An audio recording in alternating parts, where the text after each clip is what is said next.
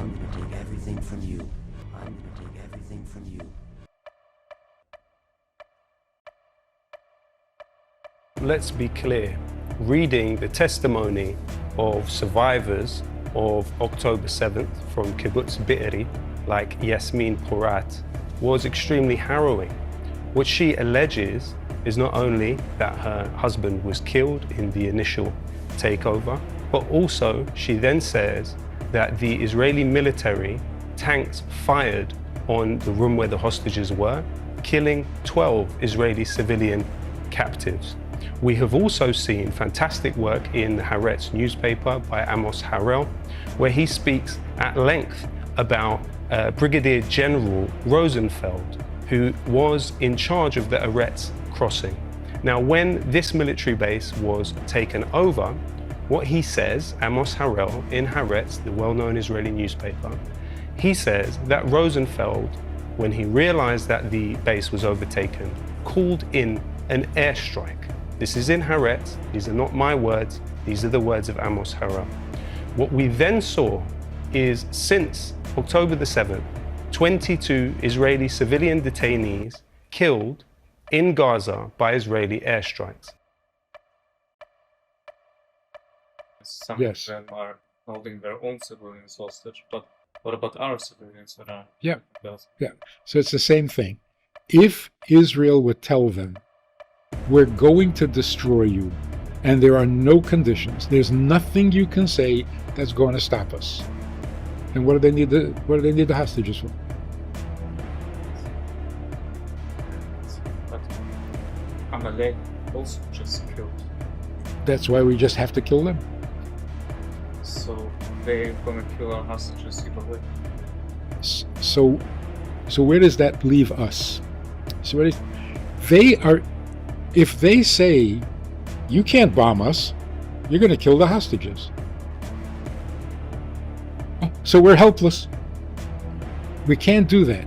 We are not helpless. We're going to do what we're going to do. The Israeli military has something called the Hannibal Directive. The Hannibal Directive was developed in Lebanon in the 80s by the Israelis with the clear understanding that they do not want the other side to take hostages. So, for example, you have the case of Hada Golding in 2014, what Israel called Operation Protective Edge, which killed over 2,200 Palestinians. But when this Israeli soldier was taken captive by the Palestinians, Israel then proceeded to kill everyone, including the civilians in the area around where he was kept and the soldier himself. So what Israel has, unfortunately, is a policy of killing captives, is a policy of killing captives, is a policy of killing captives. We're gonna make history. We're gonna change how everything is gonna look, and we're gonna do it right. From the Jordan River to the Middle East, that's all ours. It was promised to us. There's no Palestinian nation. No one wants them, so why we? Because we are good. We finished to be good 3 weeks ago. I think the bombing is good. I think they should have a lot more of the bombing, the bombarding. I think we can do a lot more inside of Gaza. It's a fight between the good and the bad, the good and the evil. The only innocent people that are in Gaza now are the 229 hostages that were taken. Once they will go back to Israel, we will bomb Shifa Hospital, all the hospitals, all the tunnels, and kill them all. We will bomb Shifa Hospital, all the hospitals, all the tunnels, and kill them all. We will bomb Shifa Hospital, all the hospitals, all the tunnels, and kill them all. The worst single mass killing of Palestinians in the Israel-Gaza war so far. Hundreds are dead after a blast at a hospital. Chaos and horror at the scene. Much of the building has been destroyed. A panic to treat the injured. Thousands of people were sheltering at the hospital, having fled Israel's bombing campaign. targeting Hamas. They thought they were safe. Now Gazans once again count the cost of this war.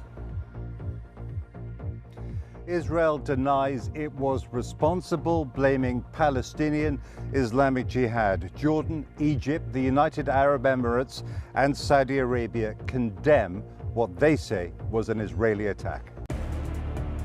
Based on the information we've seen to date, it appears the result of an errant rocket fired by a terrorist group in Gaza. The United States unequivocally stands for the protection of civilian life during conflict, and I truly grieve for the families who were killed or wounded by this tragedy.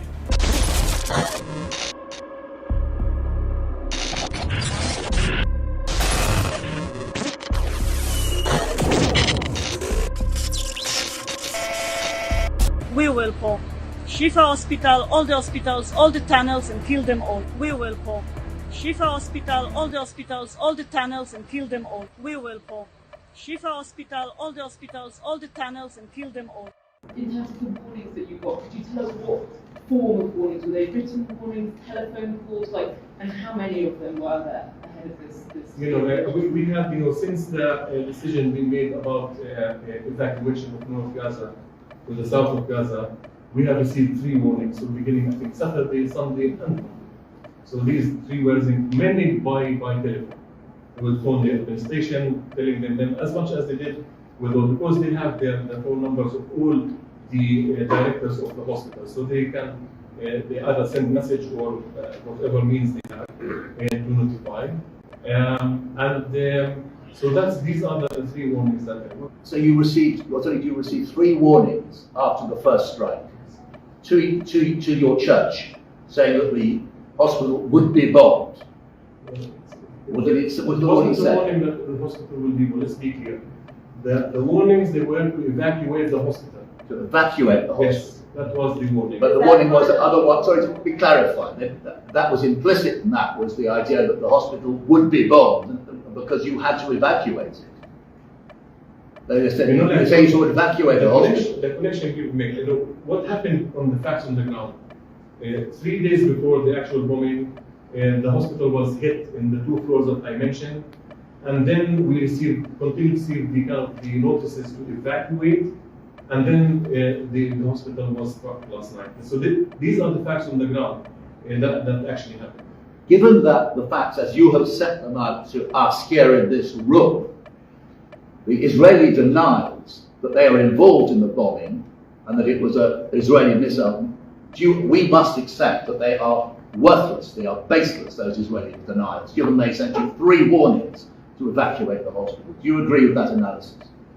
People can analyze what they want to analyze. Again, from our point of view, we as a church, we continue to say that, the place, the hospital itself is a sanctuary for people, and what happened there is a crime.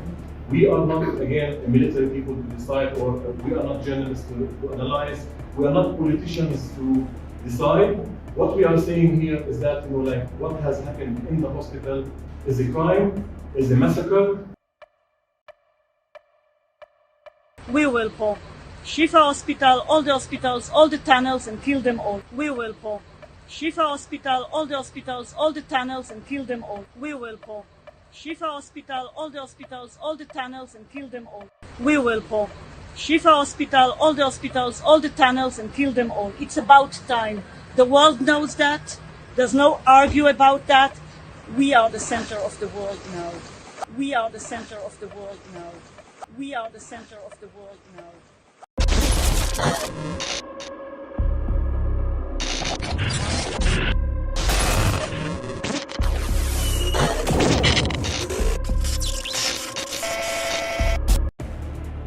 The big lie becomes overwhelmingly obvious. Hitler's propaganda minister, Joseph Goebbels, actually said, and here he's giving away the fact that they know they're lying, he actually said that if you repeat something, however ridiculous, enough times, you can convince people of anything you want to convince them of. You can convince them that a square is a circle. It's a matter of repetition. It's a matter of controlling the media. It's a matter of pounding away with a point of view until otherwise normal people believe it just because of the repetition. Until otherwise normal people believe it just because of the repetition. Until otherwise normal people believe it just because of the repetition.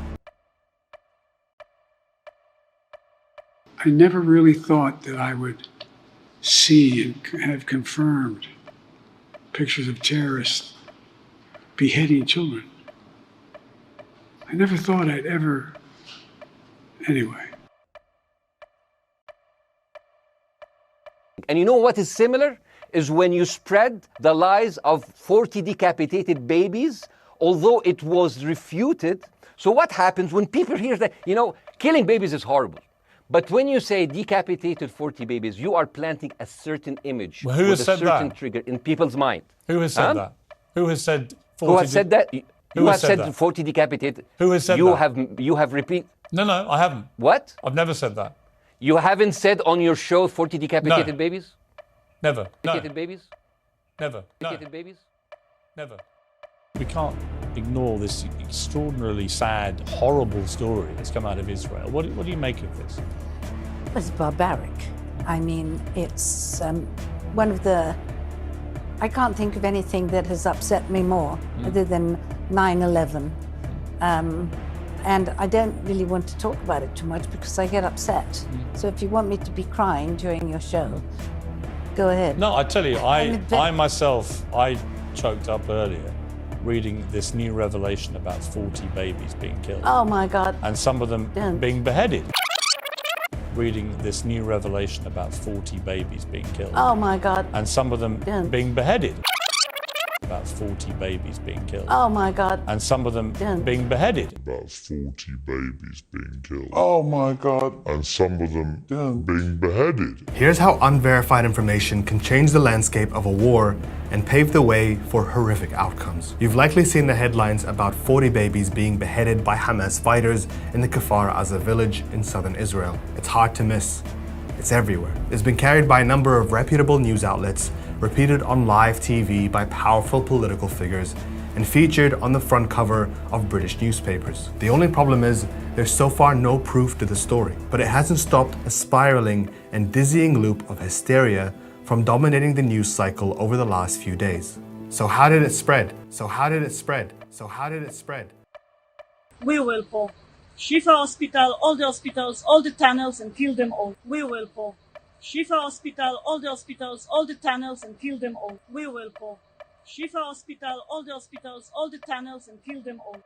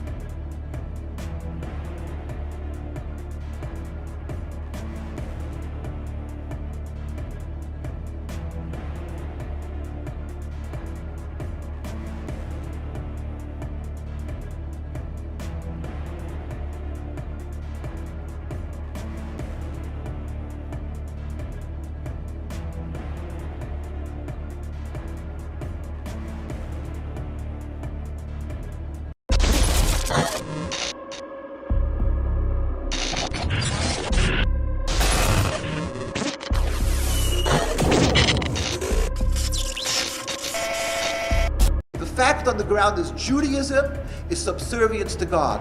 Zionism is a transformation to a base nationalism. It is totally contradictory. It is antithetical to this Tower Judaism. The fact is, no matter what the Zionists or they're going to come with their intimidation or their whatever explanation, the fact is Judaism does not accept Zionism. It cannot accept Zionism. In every aspect of Zionism, it's contradictory. It is based on blasphemy.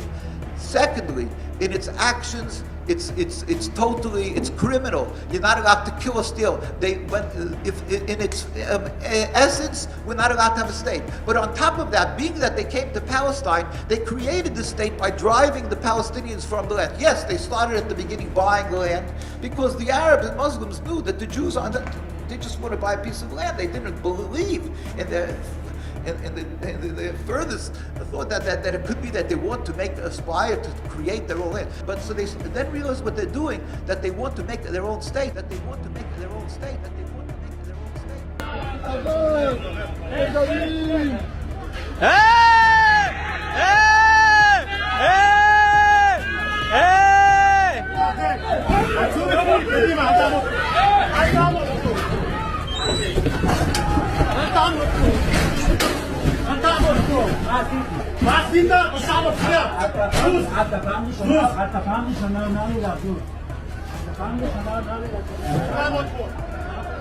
פעם עשירית אמרתי לך, תיכנס לפנים.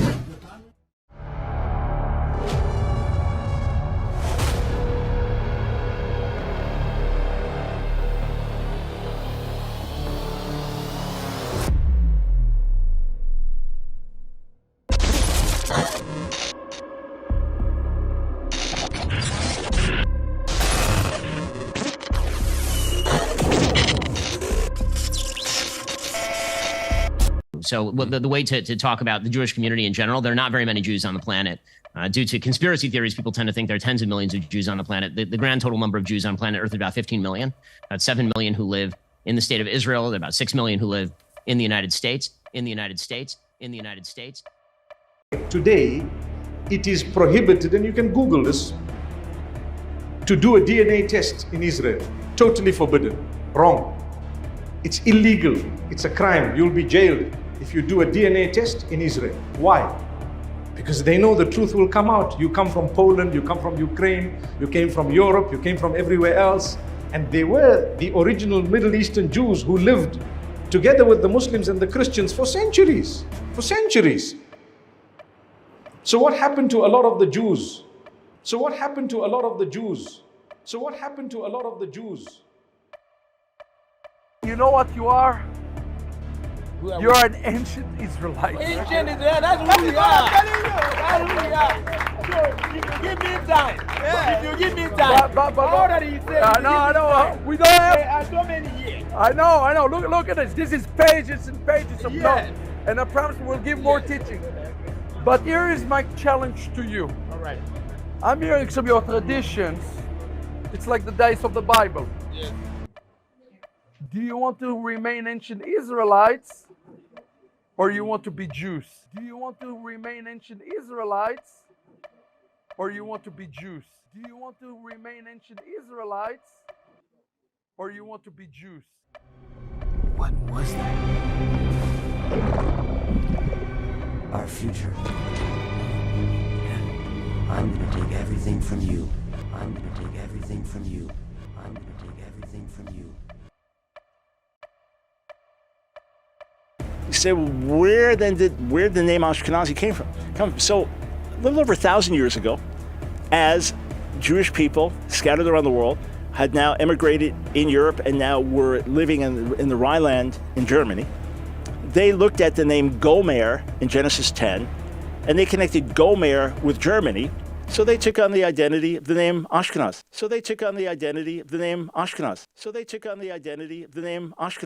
It has nothing to do with Ashkenaz in the Bible, which is a descendant of Yafet. It's just a name that was taken. Okay, it's that simple. Just like my last name Brown doesn't refer to the color of my skin or anything else. It was shortened from a Russian name when my grandfather came over at Ellis Island. The name got shortened to Brown. It's just a name. That's all it is. So the idea that Ashkenazi Jews are descended from Yafet is a myth, 100% false. What was that? Our future. I'm gonna take everything from you. I'm gonna take everything from you. I'm gonna take everything from you. Why do you think that the U.S. is so quick to go help Israel fight against the Palestinians? Why? They know that the Jewish people in Israel are not the original people. Oh, no, no, no. They are definitely not. The original people are Black people and people of color. So why did one lady, Judith Shore, she was Israeli consul, say that the biggest threat in Israel is the younger Black community? Why do they feel so threatened? Why? Because you know why? They know that the Black people were the original chosen ones, the original ones that were there. The people over there now, they took over all that land, just like they're trying to take over all of Palestine. They have taken so much land from Palestine also, but watch what this lady says about the Black community being Israel's biggest problem. The Black community being Israel's biggest problem. The Black community being Israel's biggest problem. The major problem of Israel is with the young generation of the Black community. Black Lives Matter starts there.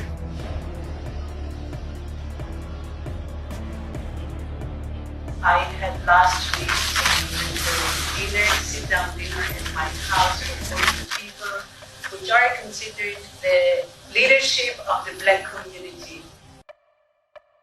Like what? Did you just tell on yourselves that, you know, how y'all took slaves out of there back in the day and brought them, you know, and made them make America and all this because you took them from their original spot. And now they are trying to sit there and continue to take all the little bit of land that Palestine has. The U.S. is evil. The U.S. is evil, not the people in it, because I am from the U.S. But what I'm saying, all the ish is crazy. We have U.S. soldiers over there going to sit there and kill innocent kids, women, children, elderly men, everything in Palestine.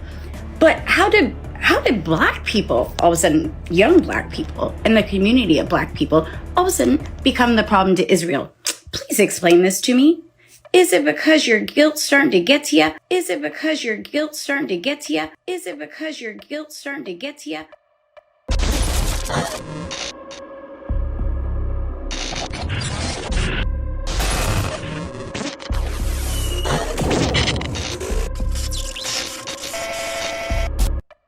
What are the goals of the Zionists? What are their true intentions? This official letter signed by President Harry Truman actually answers this question. This letter proves that the true agenda of the Zionists was to create a Jewish state, a European presence in Northeast Africa, which is now called the Middle East, and not the restoration of ancient Israel. The letter reads, "This government has been informed that a Jewish state has been proclaimed in Palestine, and recognition has been requested by the provisional government thereof." Now keep in mind, provisional means arranged or existing for the present, possibly to be changed later. This means the Zionists were officially given a blank check to carry out their agenda worldwide without any pushback from other nations. Now let me start over.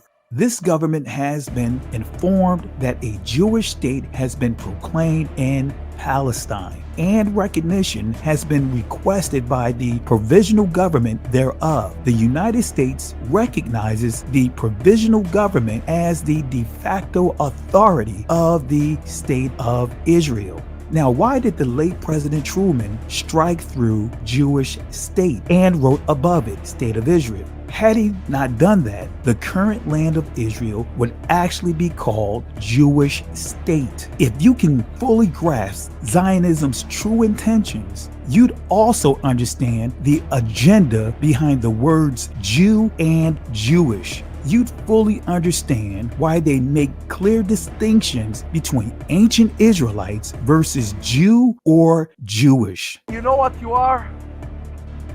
You're an ancient Israelite. Ancient Israel, that's who we are. That's who we are. So, if you give me time, if you give me time, but all that he said, I know. We don't have so many years. I know. Look at this. This is pages and pages of notes. And I promise we'll give more teaching. But here is my challenge to you. All right. I'm hearing some of your traditions It's like the days of the Bible. Yes. Do you want to remain ancient Israelites or you want to be Jews? Do you want to remain ancient Israelites or you want to be Jews? Do you want to remain ancient Israelites or you want to be Jews?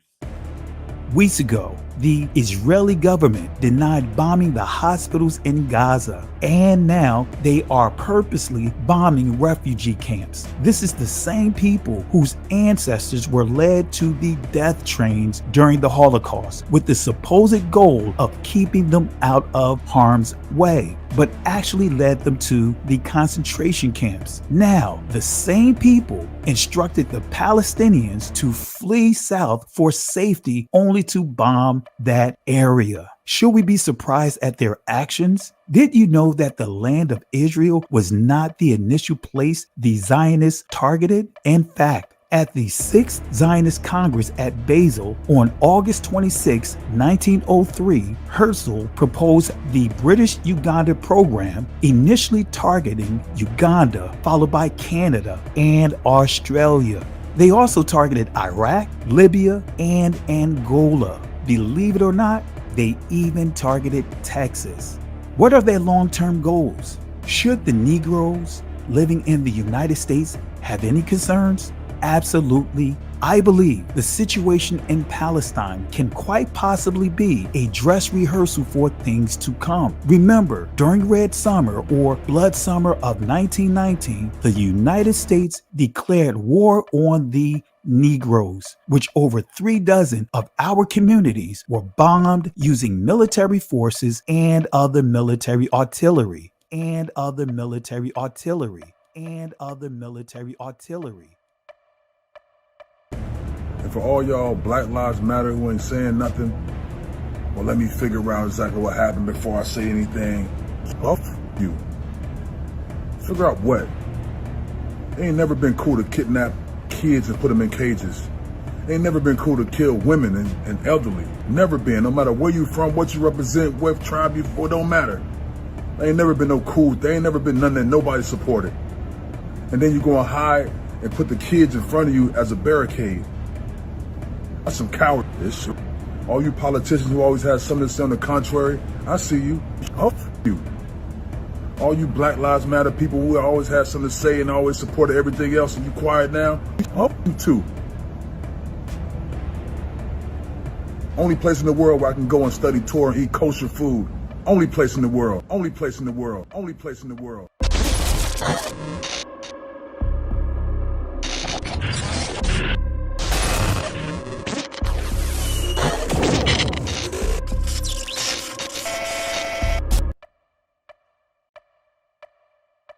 Many within our community were manipulated to hate the Black Lives Matter organization, but want to ignore the absolute facts. They brought attention to the lynchings of our brothers and sisters to a worldwide platform. Now, I want to be clear. I don't condone the questionable actions and decisions of that organization, but they did raise the level of awareness to the brutalities we have been subjected to as a people.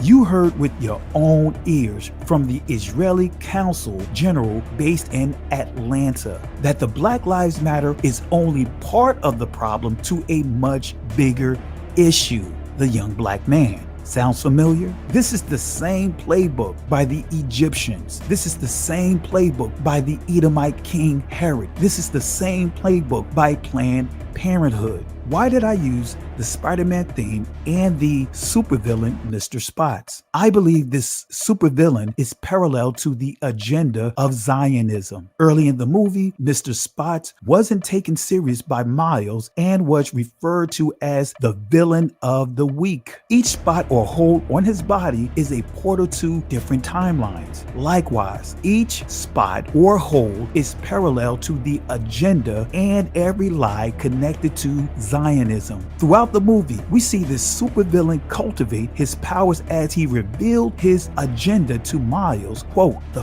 future, I'm going to take everything from you." As he shares his future snapshots of killing Miles' father. Sounds familiar? Attack the young men by killing the father? One last thing to note, Miles learned that everyone was in on the sham, that he could not trust anyone. The question is, what's left to take?